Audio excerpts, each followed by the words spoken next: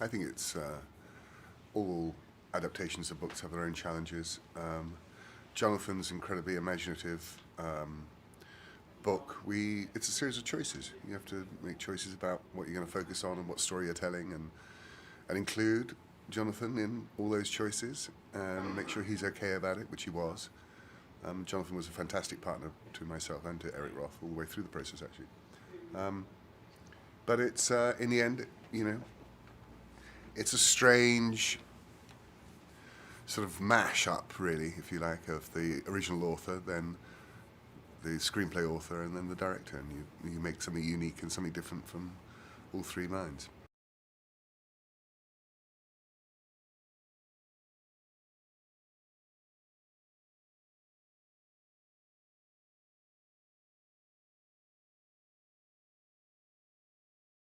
I was in London on 9/11 with the producer of this film, Scott Rudin.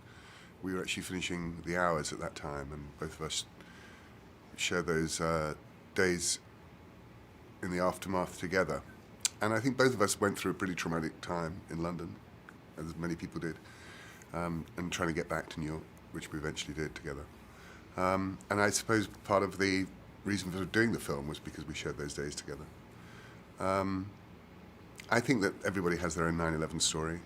This is made up really from a amalgamation of things that was in the novel that Jonathan wrote, and things that I'd heard about and wanted to talk about that terrible day.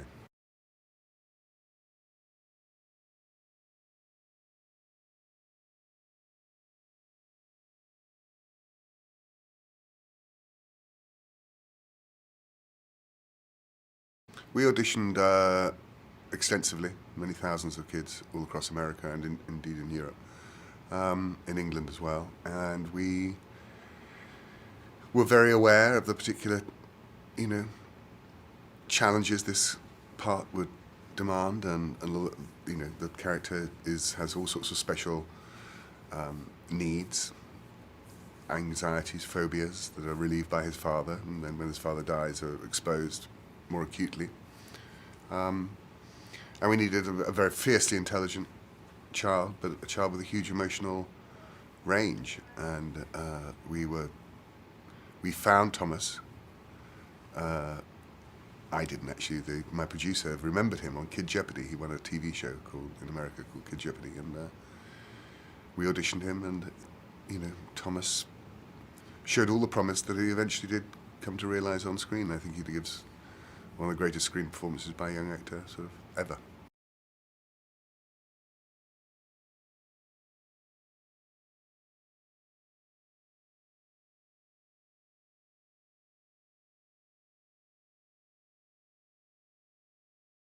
We did film all over the different 5 boroughs. We had a particular fond affection, I think, all of us, to the Rockaways down there in Queens.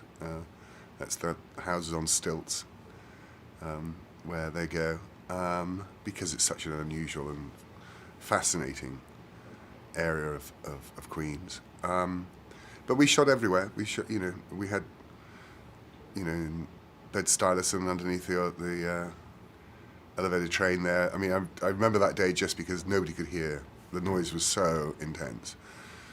So nobody could speak to anybody. Max couldn't hear anything. Thomas couldn't hear anything. I couldn't hear anything. And just trying to make up these scenes or get these scenes done, that was a particularly stressful event. But it's been a great discovery going around the city. And I am an expert on Central Park. I can actually do the best tour now of Central Park you could ever possibly have.